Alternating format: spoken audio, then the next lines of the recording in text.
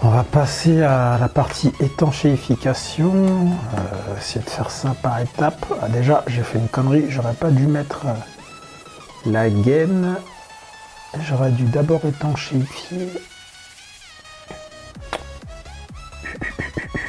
tout ça. Bon, au pire je ferai le GPS après. Alors déjà on va lever les LED, voilà, il faut que ce soit indépendant. Hop. Bon, en gros, de toute façon, c'est simple. Il faut foutre du plastidip partout. Mais je vais dessouder, les connexions entre les moteurs et les ESC. Ce sera plus simple à travailler. Bon, principalement, le plus important à plastidiper, c'est bien sûr la carte, le VTX, les ESC. Les moteurs, ils n'ont pas besoin. Hein, ils sont déjà complètement étanches. Mis à part les roulements. Les LED, on va les plastidiper et le Crossfire, voilà. Le V-Fly, on pourra pas, enfin aussi on pourrait plastidiper le circuit, d'ailleurs on va le faire, mais le problème c'est que le buzzer en lui-même on peut pas le plastidiper parce qu'il faut que la membrane puisse vibrer, donc malheureusement, s'il tombe à l'eau, le V-Fly, il y a de fortes chances qu'il ne marche plus. Donc, bon. Voilà. Après, si je vais faire vraiment des plans au-dessus de l'eau, je pense que j'enlèverai le V-Fly. Et on parlera dans une autre vidéo de comment préparer son quad pour voler au-dessus de l'eau, pour éviter qu'il coule. Voilà, ça c'est encore un autre sujet. Mais bref. Allez, déjà, on va dessouder les moteurs des ESC pour pouvoir les plastidiper plus facilement.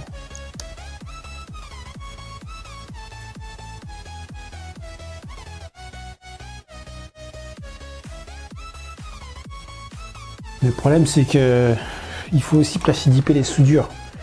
Donc là en gros là je vais plastidiper le plus gros, le plus important, et ensuite je mettrai de la gaine autour des ESC, je ressouderai les moteurs, je plastidiperai les soudures et ensuite je pourrai mettre en place les gaines. Ok, donc c'est très simple, on va mettre du plastidip sur le dessus, déjà, voilà. C'est un peu dégueulasse comme ça, hein, mais bon, malheureusement, il faut que ce soit bien protégé, donc il faut mettre la 12.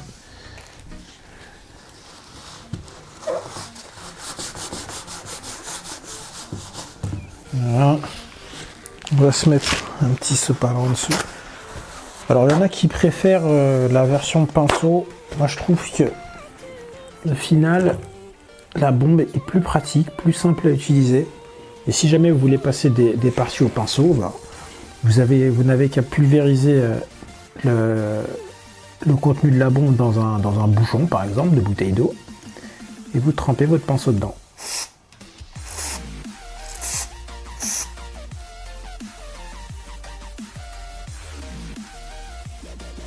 Voilà, donc là c'est la première couche.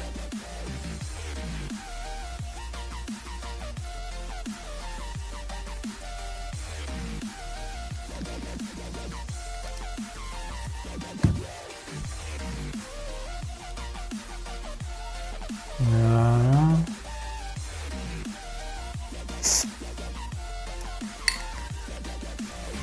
Alors, vous savez quoi, je vais utiliser ma truc multiprise là pour maintenir les ESC pour qu'ils sèchent. Voilà, nickel. Donc là, pareil ici, je vais faire la LED d'abord, surtout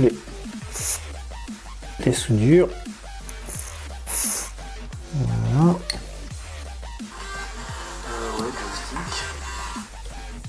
Oups. En dessous, il n'y a pas trop de... Il n'y a rien, de toute façon, ça sert à rien. Par contre, le SC en dessous, oui, on va le plastidiper. Voilà.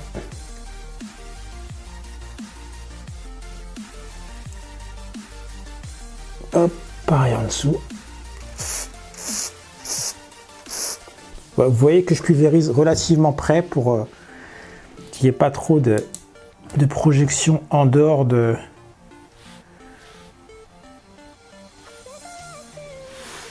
Hop, en dehors des endroits que je veux plastidiper. Pas gâcher trop de produits. Bon, après, c'est 10 € la bombe. Hein. Donc, c'est pas trop cher et avec une bombe, il y a de quoi faire. Hein.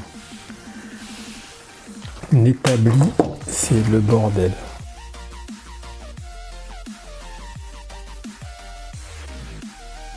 Ça va être compliqué de tout faire en même temps là. Donc la FC, on va attendre que la première couche des ESC soit sèche pour faire la FC. Bon, la caméra c'est pas celle-là, donc je vais pas m'en occuper tout de suite. Je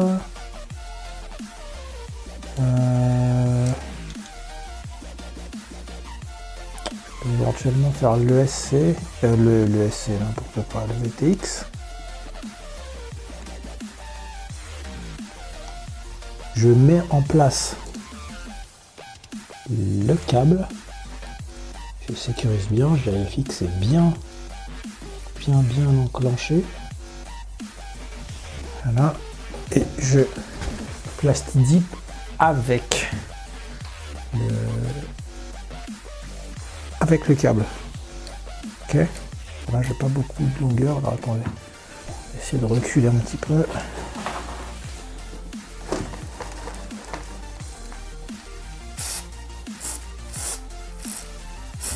Alors, celui-là, c'est du transparent. Donc, une fois que c'est sec, on voit le circuit en dessous. Donc, c'est pratique si on veut refaire des soudures derrière. Ben, on voit les pads. Alors que si vous prenez de la couleur ou du noir, par exemple, et ben, pour ressouder derrière, ça peut être compliqué parce que vous ne verrez pas les pads en fait qui sont en dessous. Ça peut être chiant. Là, au moins, on n'aura pas ce problème. Alors le VTX du coup c'est pareil, hein, l'allumez pas, le laissez pas allumer un quart d'heure sans voler au sol parce qu'il va chauffer plus que s'il n'y avait pas de plastique, forcément. Selon votre FC, selon le firmware, essayez de mettre en place l'option qui fait que vous êtes en pit mode tant que vous n'êtes pas armé. C'est pratique. Ça permet de mettre le VTX à la puissance que vous utilisez en vol que quand vous êtes armé. Voilà. On prend tout. Je prends la prise aussi. Voilà, les câbles. Hop.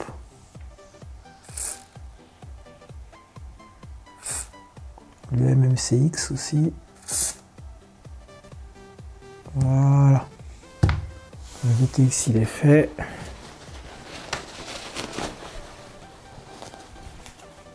Bon, j'ai mis un peu sur la frame, c'est pas très grave. Toujours plus propre quand il n'y en a pas.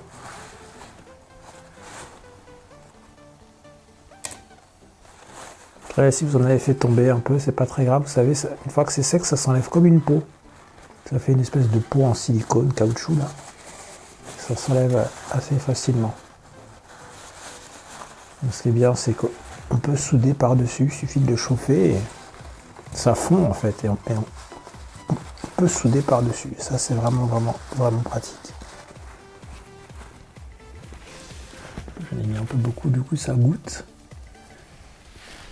Je vais mettre des reflets pour vérifier que j'ai bien, je l'ai bien mis partout. Pas de surface où il n'y en a pas. C'est surtout les composants qu'on veut protéger.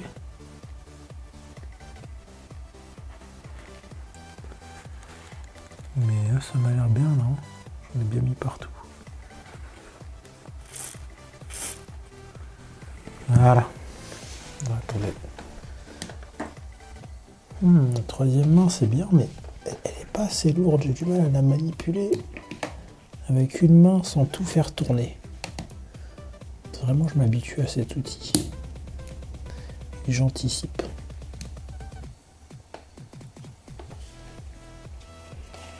Voilà. Là, les ESC commencent déjà à sécher. Bon, je regarde, je vérifie quand je vois qu'il y a une petite partie qui a l'air d'être un petit peu moins... comment dire... un peu moins traité que les autres. Je rajoute un petit coup. De toute façon, après, ça va sécher tranquillement. Bon, les LED, ça a l'air d'être ok. Peut-être pas dans ce sens-là.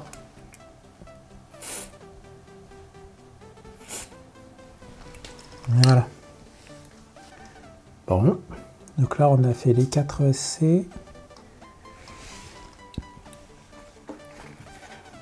Le VTX. Voilà, donc ça, c'est la première couche. En général, des fois, une couche, ça suffit. Des fois, j'en fais 2. Ça dépend.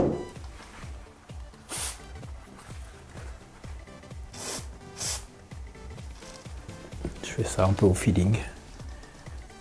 Selon la tête de la pièce. C'est pas mal. On va laisser refroidir et puis on passera à la suite, c'est-à-dire la FC et le Crossfire. On va quand même essayer de faire l'intérieur du V-Fly, hein, en dehors de... Ouais, non, ça sert à rien le V-Fly de toute façon. L'étanchéifier, je pense que... Bon allez, on va aller jusqu'au bout, on va faire le V-Fly. Quoi qu'il arrive, il faut qu'on enlève le Crossfire de sa gaine pour l'étanchéifier. Ensuite, on va faire le V-Fly, l'ASC. Ah, il reste une LED derrière aussi, il faut que je la fasse. Et la caméra, ça va être une grosse partie. Dès que... Ça, on fera demain quand j'aurai reçu la Falcor. Voilà. Et après, il y a le GPS aussi. Le GPS, ça va être un peu chiant. Je sais pas si je peux le faire maintenant. En fait, le problème du GPS, c'est que j'ai mis la gaine un petit peu trop tôt. Donc, la gaine supérieure qui tire avec la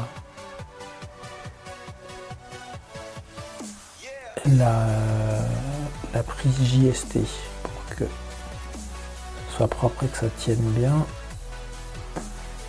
Je vais la découper, je vais l'enlever. On va faire le GPS pendant que... Parce que lui, il est un peu plus loin, il est un peu plus indépendant, donc je peux le faire sans risquer de faire tomber les autres pièces qui sont en train de sécher là. Voilà. Donc en fait, ce que je vais faire, c'est que je vais préparer ma gaine thermo à l'avance. Je vais la mettre le long du fil. Et on va plastidiper ça et on remettra un coup de gaine thermo, un bout de gaine thermo, une fois que le plastidip sera sec. Alors ce qui est cool, c'est que le plastidip, ça je me suis rendu compte, c'est que ça protège des flammes. J'ai un ESC qui a pris feu, j'avais mis du plastidip sur ma FC. Et la FC, en fait, n'a pas brûlé. C'est la couche de plastidip qui a brûlé. Mais la FC était intacte. Et sans plastidip, clairement, les flammes auraient fait fondre la soudure des composants et les composants se seraient barrés. Et je pense qu'il y aurait eu des dégâts quoi, sur la carte. Mais là, le plastidip a vraiment protégé. Et ça, c'est vraiment cool pour ça aussi. Hop. Voilà, je suis là un peu bourrin. Là, on va protéger avec un sopalin pour pas en foutre partout sur les straps, sur les moteurs, etc. Ouais, c'est un petit peu, comme vous voyez, c'est du fait de maison, hein. On est dans le système B. Mais vous savez, moi je dis souvent, on s'en fout de comment c'est fait. Le plus important, les gars, c'est le résultat. Et si c'est efficace, si le résultat est bon et que ça marche bien, bah même si c'est fait à l'arrache, du moment qu'au final c'est efficace, et ben on s'en fout. Donc peut-être que ça vous fait marrer, mais n'empêche que ça fait ses preuves, ça marche. Et moi, avec mes bricolages de zingouingouin comme ça, eh ben, je peux décoller de sous l'eau. Donc, voilà. J'ai des méthodes un peu à l'arrache, mais c'est le résultat qui compte, les gars. Voilà. J'ai fait l'endroit, je fais l'envers. J'en fous vraiment partout. Vraiment que limite ça fasse une coque de caoutchouc quoi autour. Être sûr qu'il est vraiment étanche, il n'y a rien qui pénètre. Vous voyez ?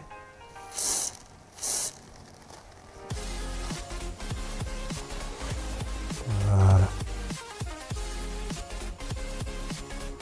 Nickel. J'aurais peut-être même pas besoin de remettre de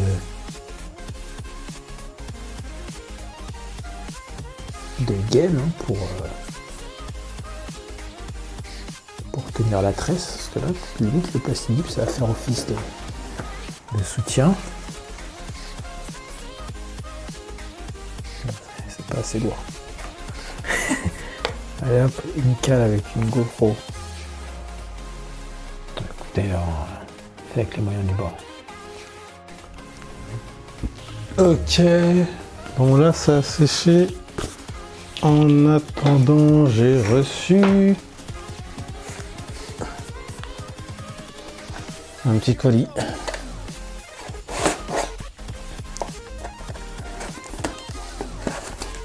Que on va voir tout de suite. J'espère que c'est ce que j'attends.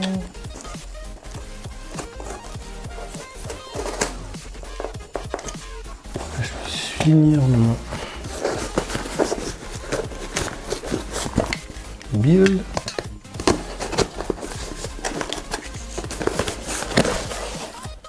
Alors, on a la facture et on a hop, des hélices de rechange pour le Beta 75X,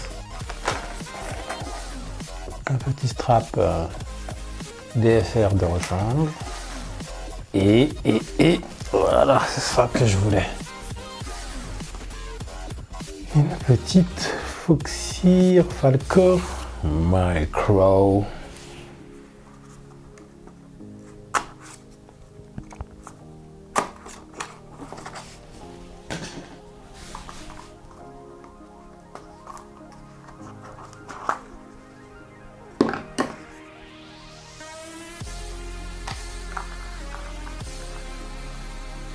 Ah, et la Falcor Mini aussi. Il y a la Falcor normale, la Mini et la Micro. Ils ont fait la normale, c'est pas comme la Predator où il n'y a pas la normale, il n'y a que Mini et Micro.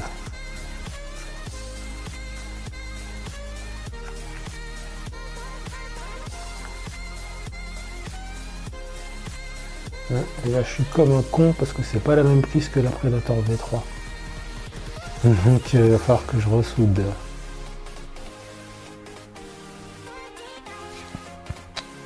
Mais c'est pas très grave. J'ai soudé la caméra et on va reprendre l'étanchéification. Ah bah non mais du coup faut que je refasse mon câblage pour la caméra quoi qu'il arrive. Je regarde hein, tout bien étanche. On est bon. Bon, allez, je câble ça et on poursuit. Hop. Voilà, c'est pour pouvoir enlever déjà l'espèce de plastique noir là et pouvoir libérer l'avant de la cam, voir un peu comment c'est foutu. Je connais pas du tout la Falcor, donc je l'ai jamais étanchéifiée celle-là.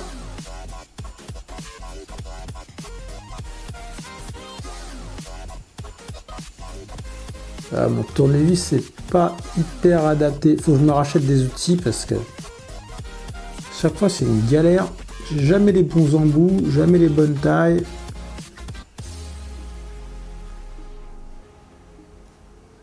Ok, voilà. On met ça de côté. On va soulever le plastique de protection. Alors vraiment, ah, il y a un joint déjà pour les capteurs, ça c'est pas mal ça.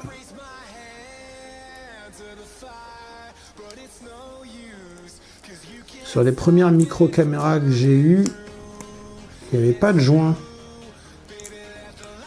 Ok, on va mettre ça de côté pour l'instant.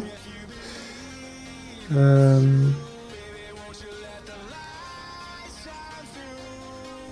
qu'on va faire, c'est que je vais brancher la caméra. Ah, c'est con parce que j'ai pas beaucoup de longueur de câble.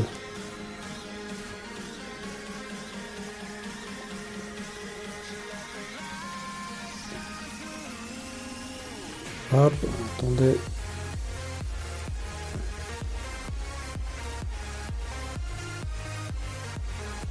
Voilà. Donc là, on est bon pour l'arrière. Alors ce qui est cool aussi, c'est que sur les grosses cams avant, sur les vis, c'est un trou complet. Alors que là, le boîtier est fermé, quoi. Donc pas besoin d'étanchéifier le trou des vis par l'intérieur. Ça, c'est cool. Je vais quand même garder ça devant pour éviter de mettre du plastique dip sur le capteur. Ce serait con. Bon, après, ça s'enlève, hein, mais bon. Voilà. Et là, on en fout sur l'électronique.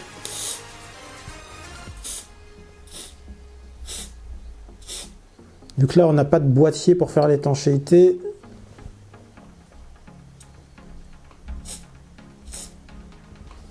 Faut directement mettre sur les circuits.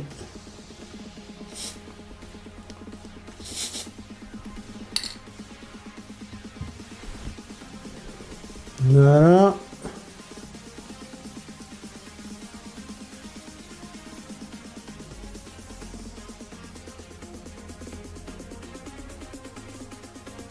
Ok.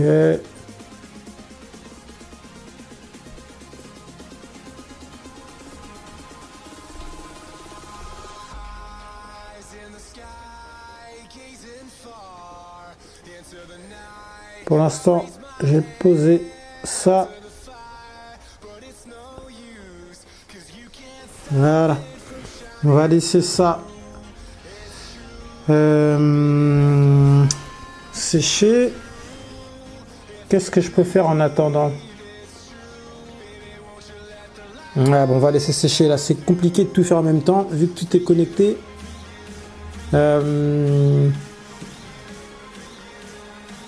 peux vérifier les pièces que j'ai fait avant. Je regarde s'il n'y a pas de trou ou quoi. Bon, le GPS, lui, il est parfait. Il est vraiment bien protégé. Je rajoute un peu. Mieux vaut trop que pas assez pour le coup, là.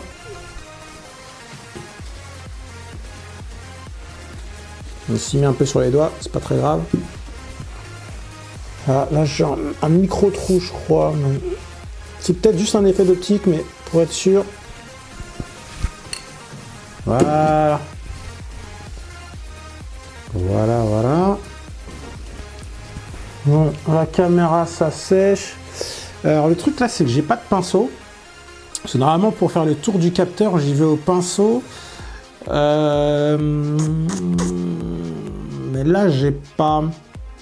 Bon, après, comme on a vu, il y a un joint sur le capteur, donc c'est pas forcément obligatoire de faire le tour au pinceau sur cette cam là précisément, mais si je prends une autre caméra, attendez, je dois avoir des caméras. Bon, après peut-être que les caméras à l'ancienne se font plus du tout, et donc on n'a plus cette problématique, mais c'est vrai qu'avant, sur les cartes de taille, les caméras, les cartes de taille normale, dans un gros boîtier, par exemple si on prend une Falcor Mini, dans un gros boîtier, il n'y a pas de joint sur la caméra, sur les capteurs. Du coup, il faut faire le tour du capteur au pinceau. En fait, même sur les grosses caméras, avant d'étanchéifier le boîtier, en fait, j'étanchéifie donc toute l'électronique, comme ici, là, sur l'arrière et sur l'avant, et autour du capteur, je passe du Plastidip au pinceau. Voilà. Et ensuite, je referme tout et j'englobe tout le boîtier de Plastidip pour rendre le boîtier complètement étanche. Voilà. Voilà en gros la technique. Bon, là, je suis un peu bloqué.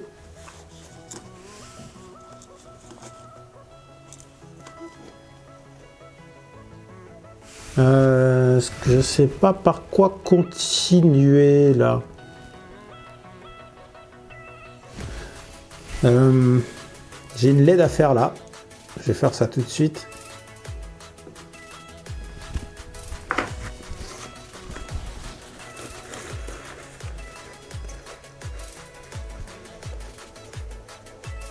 Voilà. C'est surtout sur les composants bien sûr, hein, sur les LED, mais aussi sur les soudures, sur les branchements que je mets du Plastidip. Voilà. De toute façon, les ESC d'hier, ça c'est terminé.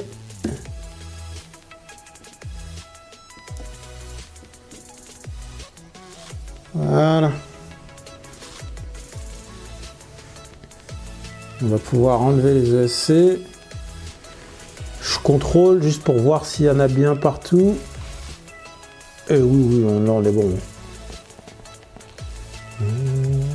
Ok. Parfait.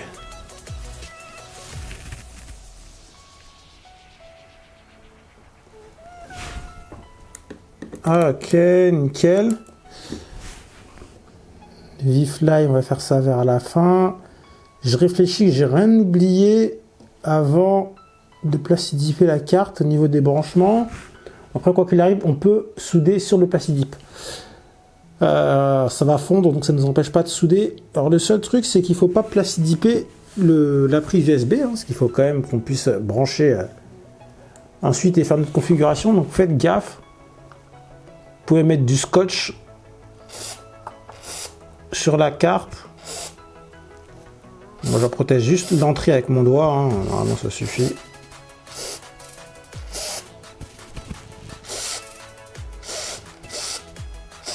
Et j'asperge. Voilà, surtout sur les branchements.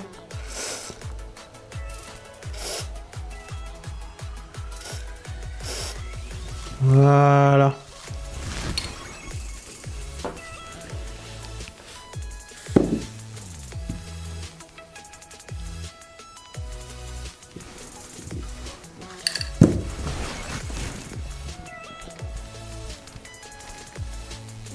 C'est bon, on n'a rien mis sur le capteur, c'est nickel. Et effectivement, il y a bien un joint.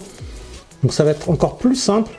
Là, quand le Plastidip sur le dos sera sec, je pourrais tout revisser et juste mettre du Plastidip, le pulvériser par le côté pour isoler les composants qui sont à l'avant.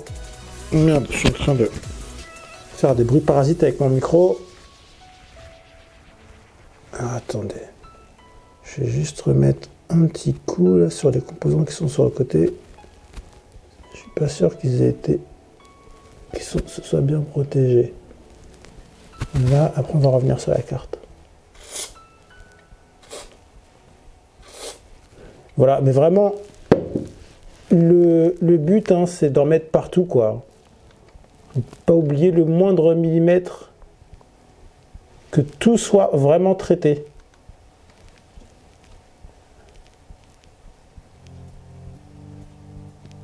Voilà. La caméra, on est bon. On a fait la LED là-bas. Donc, bien les soudures surtout. C'est vraiment le plus important. Et les composants, hein, bien sûr, hein, mais je me concentre vraiment sur les soudures. C'est quand j'avais fait mes premiers tests, sur mon premier quad étanche, je m'étais rendu compte que quand les soudures n'étaient pas bien isolées, bah, des fois, les ESC par exemple, ils démarraient pas. Voilà. Et ensuite, on fera... Donc là, j'ai fait un côté. Ensuite, on fera l'envers. J'enlève un petit peu de matière sur les gommes en silicone. Pour que ça reste souple. Bon, après, de toute façon, c'est du silicone. Hein, le Plastidip. Enfin, non, c'est du caoutchouc. Voilà. Donc là, on est bon. Je vais remettre un petit coup sur la LED. Après, on va s'occuper du RXSR.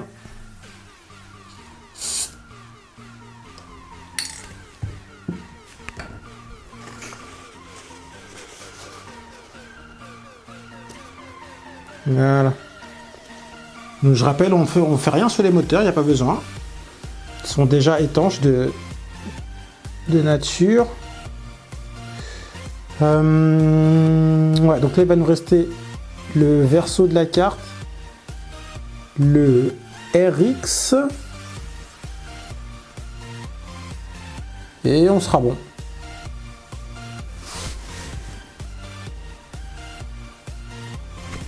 Voilà, bon, maintenant on va laisser sécher tout ça, et on va revenir à la... Hop.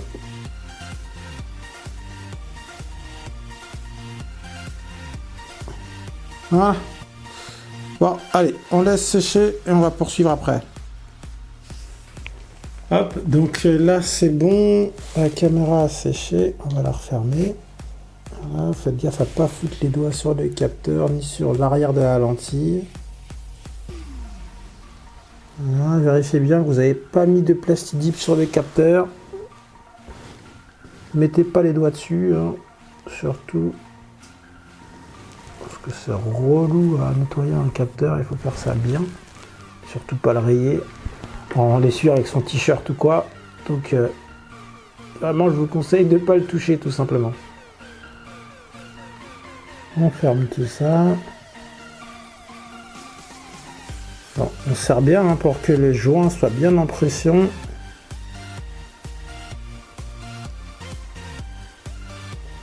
Et puis surtout que la lentille soit bien nette parce que c'était bien serré à la base. Donc en ne serrant pas assez, on pourrait changer le réglage du point de la lentille. Et puis bon, on n'a pas envie qu'avec les vibrations, les vis se barrent ou quoi et que la caméra se démonte en l'air, ce serait dommage. Voilà, donc là on est bien serré. On va pouvoir maintenant profiter du joint qui est autour du capteur pour pouvoir mettre du Plastidip maintenant sur le pourtour du capteur, mais sur l'avant. On garde le cache hein, de la lentille, c'est mieux. Ça, on est sûr de pas faire de conneries.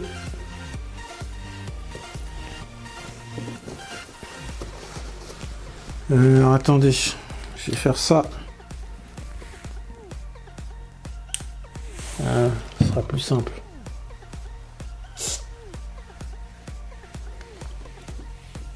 Ouais, ayez pas peur d'en mettre trop. Hein. En mettre trop, c'est jamais un problème. Ça s'enlève. Au moins vous êtes sûr que votre caméra est bien protégée.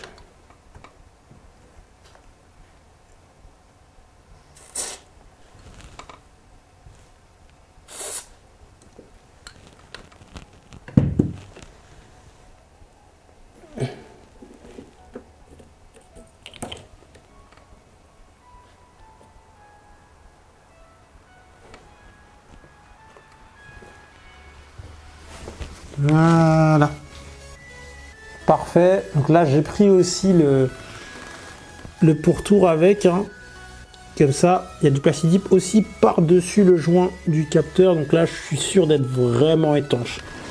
Voilà. Là, il n'y a pas d'eau qui rentrera. On est nickel. Ok. Bon, donc la caméra, c'est fait. Au final, c'est beaucoup moins chiant avec les micro-cams qu'avec les caméras à l'ancienne. C'est vrai que ça faisait longtemps que j'avais pas plastidipé intégralement un quad. En général, je fais juste l'AFC et les ESC.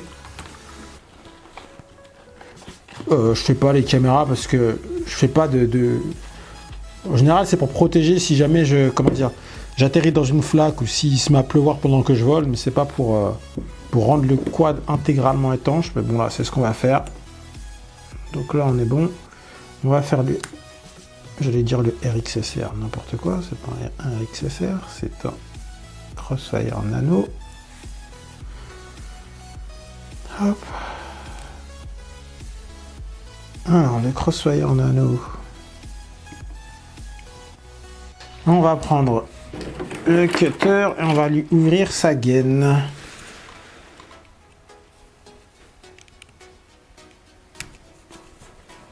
Essayons de ne pas se couper les doigts. Je sais pas pourquoi je me fais chier avec un cutter d'ailleurs. On va y aller à la pince coupante. Voilà. Voilà, je vérifie bien que l'antenne est bien branchée, bien clipsée.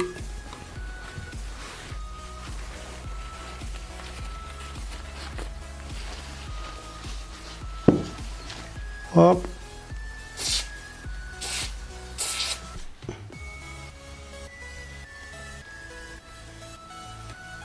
Hop, l'endroit, l'envers. Bon, de toute façon, le nano, il est facile à faire, hein. C'est tellement petit.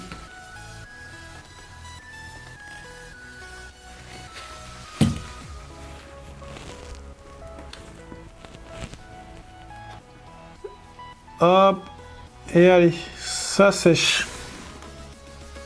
Voilà, donc là, j'ai bien pris tous les composants. C'est coulé dedans, c'est parfait. Il reste plus que l'envers de la carte. Je vais laisser la caméra sécher, le Crossfire Nano sécher aussi, et ensuite on s'attaque à l'envers. Ah ouais, il reste éventuellement le V-Fly. Je vais faire le V-Fly, comme ça au moins. Voilà, ça au moins je peux le dépluguer.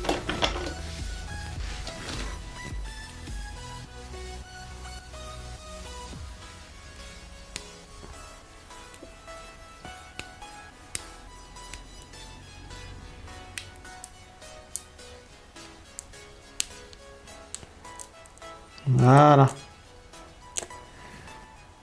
Alors, faut enlever le double face là. Voilà, pour avoir accès au circuit. Hein, parce que c'est ça qu'on va protéger. Voilà, tous les composants sont sous la petite lipo. Je vais mettre mon doigt sur la sortie du buzzer. Ou même mieux, je pourrais mettre un bout de scotch. Je crois que j'en ai plus du scotch d'électricien. Bon, juste mettre mon doigt. Histoire que le plastidip ne rentre pas à l'intérieur du buzzer. Sinon, vous pouvez mettre un petit scotch. Hein, un petit carré de scotch.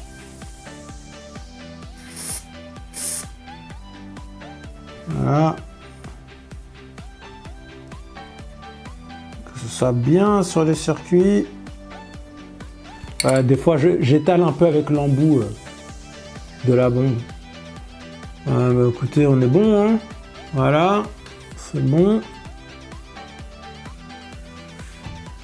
Alors, pour que ce soit plus simple, et surtout être sûr que je ne vais pas boucher les contacts avec le plastidip, je remets la prise. Là, je retourne et je vais plastidiper l'autre côté.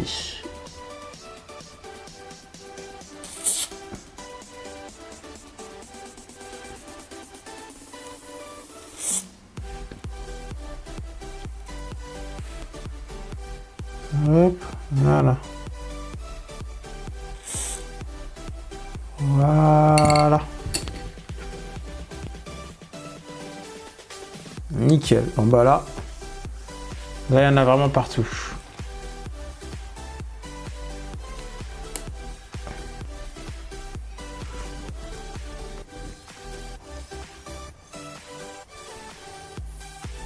La lipo, il n'y a pas besoin. Hein. Une lipo, c'est étanche. Hein. Les cellules sont étanches. Voilà. Nickel. Bon, bah là, on a vraiment tout fait. Il ne reste plus que l'envers de la FC. Et on est bon. Je vérifie hein, ce que j'ai fait tout à l'heure. Non, c'est bon. C'est bon, c'est bon. J'en ai vraiment mis partout. Ah là, il y a peut-être une petite faille sur les VTX. Je sais pas si on va voir là, mais il y a un petit trou au niveau de la soudure de l'antenne. En fait, là, c'est un espèce de capot de protection qui fait aussi bouclier, qui est déconnecté à la masse, si je dis pas de conneries. Et bref, à l'intérieur, en fait, en dessous, il y a un circuit, mais lui, on n'a pas placé d'IP. Du coup, ce que je fais, c'est que j'essaye de rendre tout le bouclier étanche. Mais là, il y a un petit trou là que je n'avais pas vu, donc il faut que je le bouche avec du plastidip. Donc ça, je vais le faire maintenant.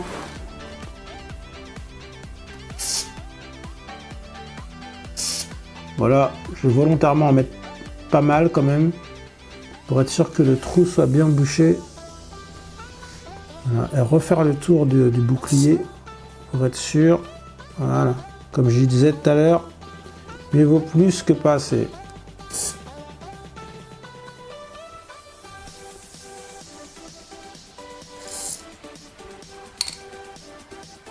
Voilà, ça devrait être bon.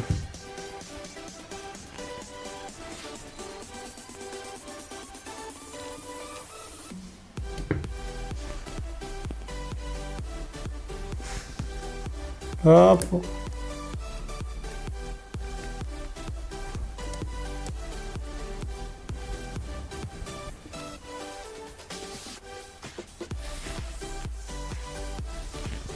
Ok. Bon là tout est en train de sécher. On va retourner le tout. Attendez. Peut-être lever un peu tout ça. On va faire le dessous de la FC.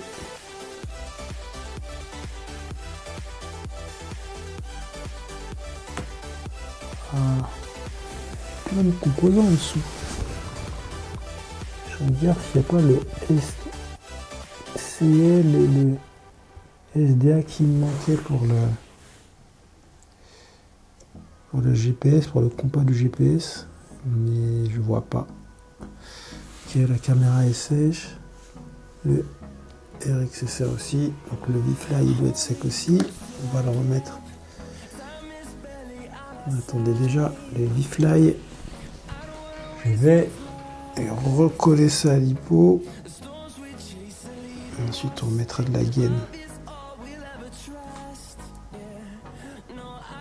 Plus que le dessous de l'FC et on aura fini.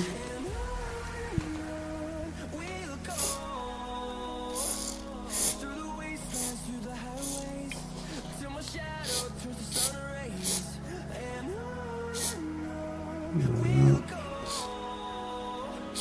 Je fais bien les soudures.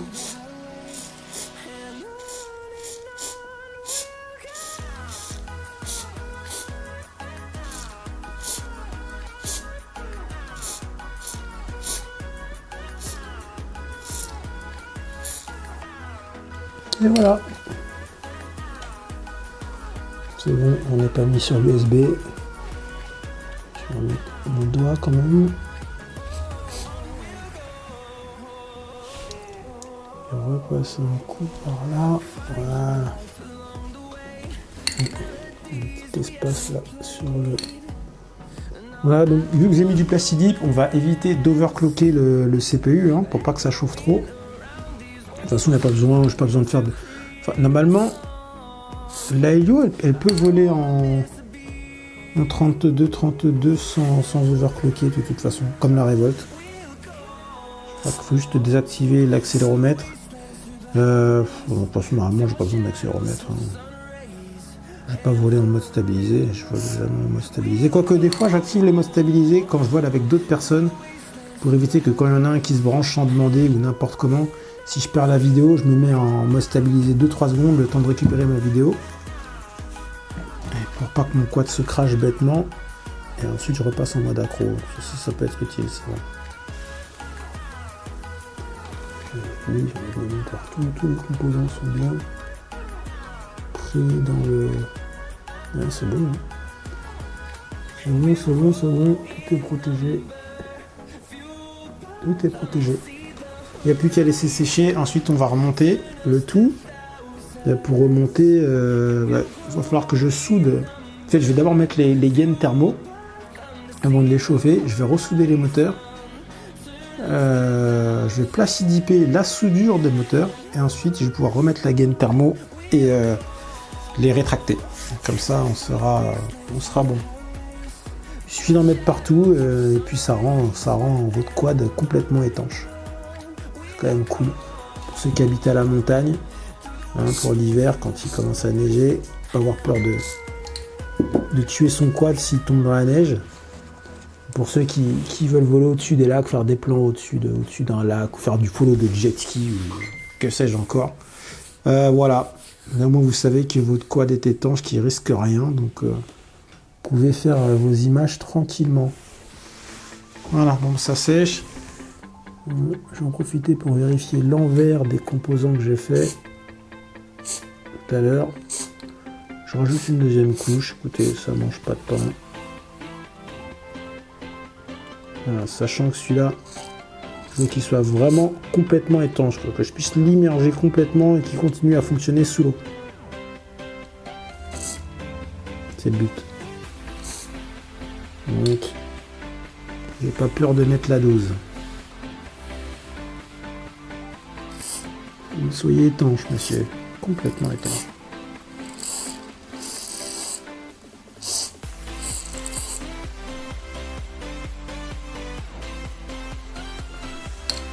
Voilà, je remets une petite couche sur les ESC.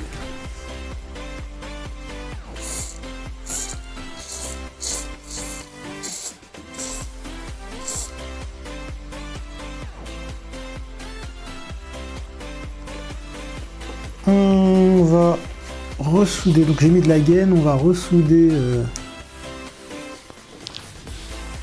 les fils moteurs, on va plastidiper ensuite les soudures.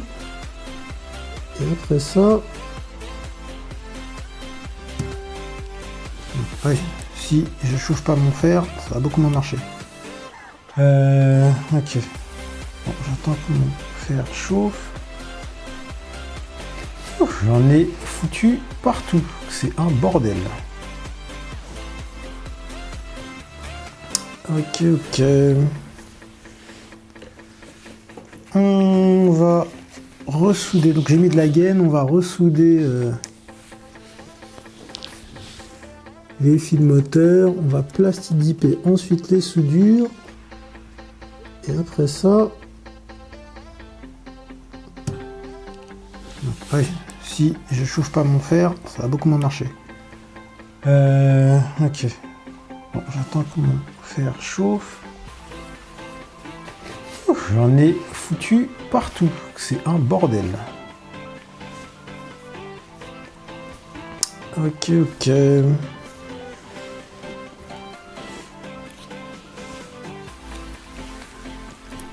vais remettre peut-être un petit peu d'étain sur les pads.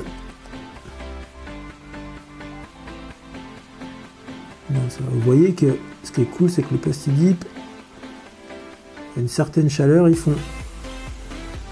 Voilà, on va juste remettre après.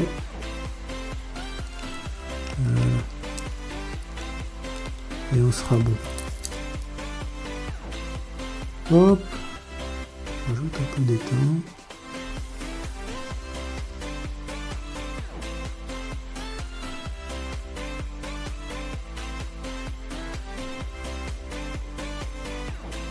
Nickel. Hop. Voilà, plastique dip sur les soudures.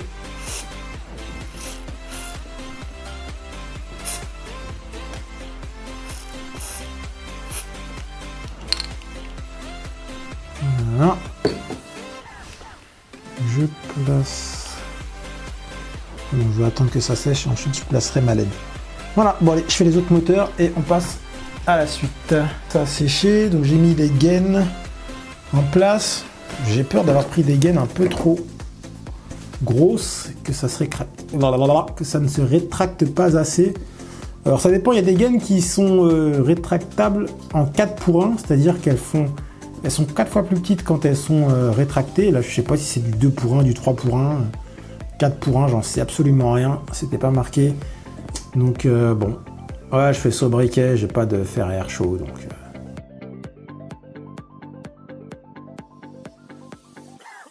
J'aurais bien voulu que ça se rétracte un peu plus, mais bon, ça passe, ça protège, voilà, c'est cool.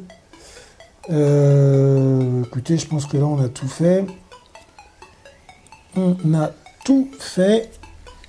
J'ai plus qu'à... J'ai fixé la caméra dans son emplacement.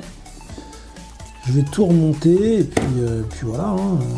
Là on est à la fin de ce tuto. Là j'ai le support d'antenne FPV et Immortalité qui est en train d'imprimer avec la case de mon docking maison.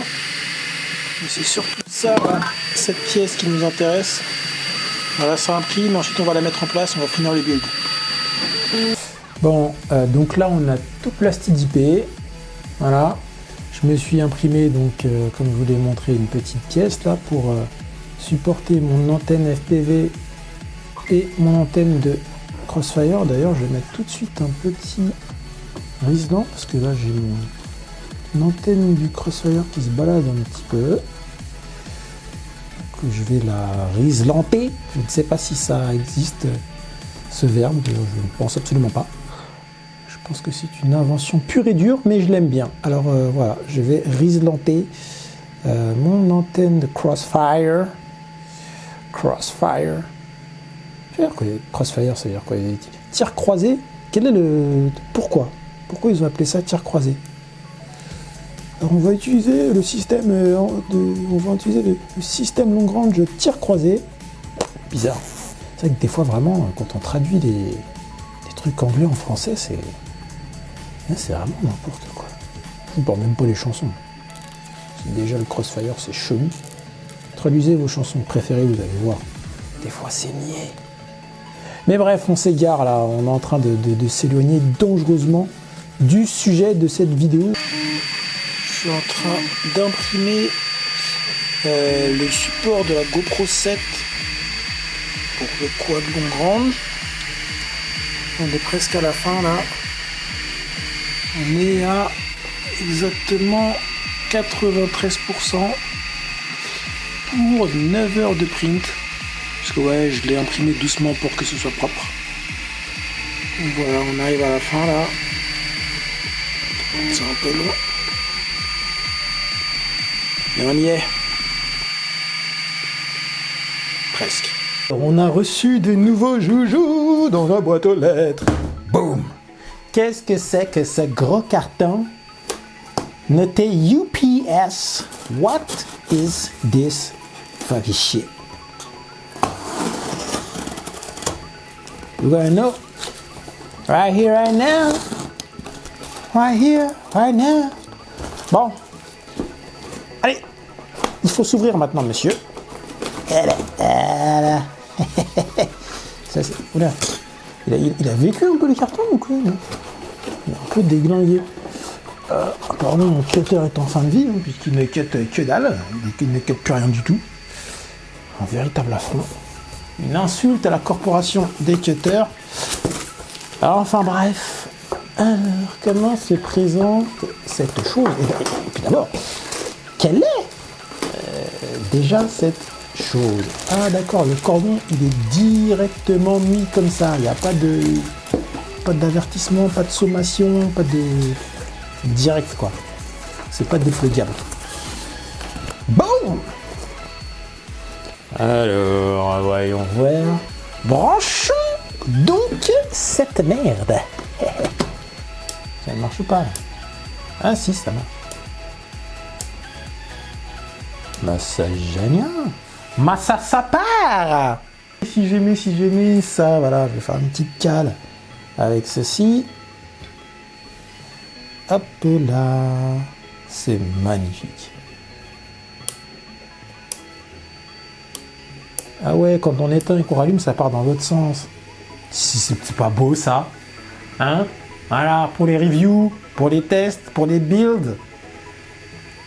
On a un petit plateau tournant pour faire des beaux plans. Bon, je ferai ça bien parce que là, je fais un peu ça à l'arrache. Mais j'ai pas le bon angle de vue, tout ça. Mais c'est plutôt stylé, quoi. On est dans la stylance. Alors attendez, je vais prendre un petit snap. Pour la snaposphère, n'est-ce pas?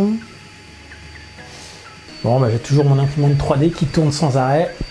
Mais voilà, on a terminé le building de mon quad Longrange 6 pouces 6S. Donc j'ai pas encore reçu mes Lipo Lyon 21700 4000 mAh pour faire mon pack Lyon, enfin mes packs Lyon 6S Custom qui devrait pouvoir me permettre de voler entre un quart d'heure et 20 minutes, ce qui est énorme. Alors ça sort, je crois 30 ou 35 ampères en continu et ça fait des pics à je sais pas combien. Mais bon, ça devrait largement suffire pour faire du Longrange, diver un peu de la montagne, etc.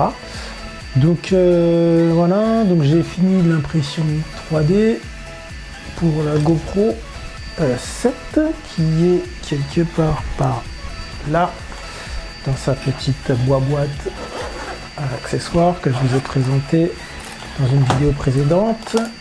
Donc j'ai ici mes filtres ND, j'ai de quoi nettoyer les lentilles, voilà, j'ai ma petite monture pour mettre la GoPro sur un pied photo si j'ai besoin, mes 3 batteries de rechange, la batterie d'origine qui est à l'intérieur de la GoPro et mon chargeur USB pour 3 batteries.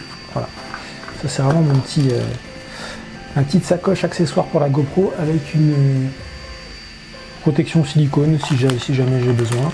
Bref. Et donc on a la GoPro 7 qui est là. J'enlève le petit cache en silicone pour protéger la lentille. Je trouve vraiment dur la nouvelle charnière là. Bon, en plus en accessoire j'ai une case étanche. Si jamais je vais faire de la plongée, je vais m'amuser à la piscine avec la GoPro et que je plonge à plus de 10 mètres parce qu'elle est waterproof elle-même à plus de 10 mètres sans protection, enfin à 10 mètres.